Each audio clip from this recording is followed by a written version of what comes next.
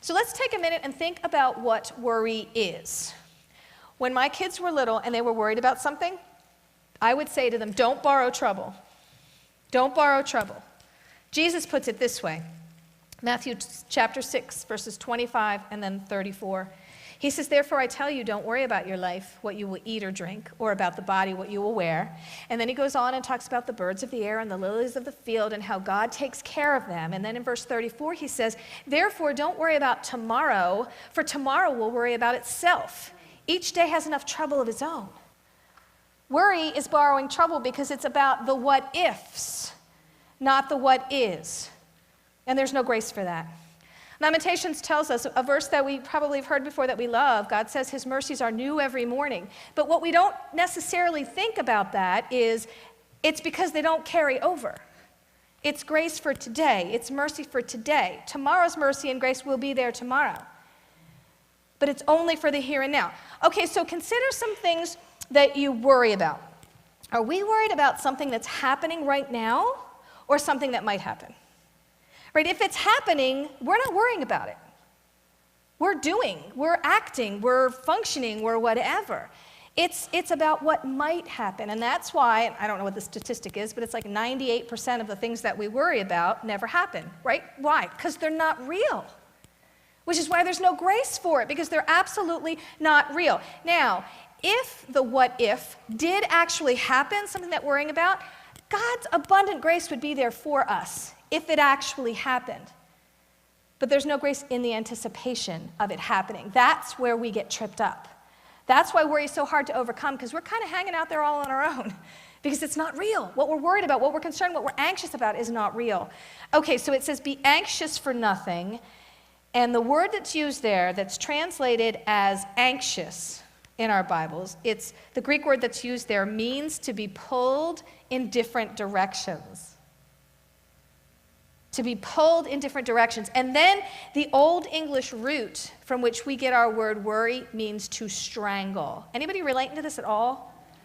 I mean, how much more descriptive can you get than worry is being pulled in different directions and feeling like you're being strangled? So verse 6 tells us what to do and what not to do. We are not to worry and we are to pray. And then verse 7 tells us the result, that perfect peace, that indescribable peace that passes all understanding. God's peace gives us the stillness of soul and confidence in our Lord that allows us to be at rest even when our world is falling apart. Paul says that the peace is unimaginable and it's unexplainable, but then he describes what it does. We get this peace, but what does this peace do? Very specifically, he says it guards our hearts and our minds. The word that's used there for guard, in some translations it says keep, is actually a military term, and it has the idea of a strong place or a castle. So this peace that passes understanding is like our minds and our hearts are in this strong place, this fortification.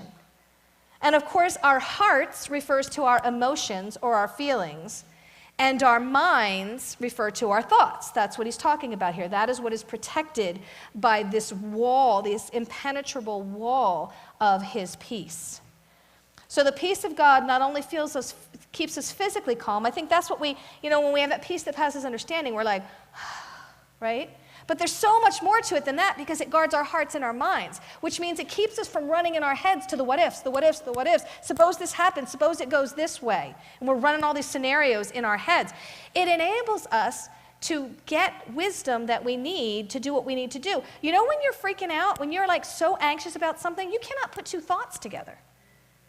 But when our hearts and our minds are guarded, because we have experienced this peace that passes understanding, we can receive that wisdom from God and we can know what the next step is. The peace of God is more than just a feeling. It is a feeling. That's a big part of it. Anxiety is a feeling like this, and then his peace is a feeling like this, but it's more than just a feeling. It's an overwhelming sense of stillness in our hearts, in our minds, in our souls that can only come from our God.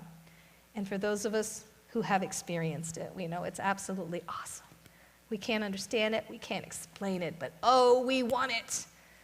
We absolutely want it.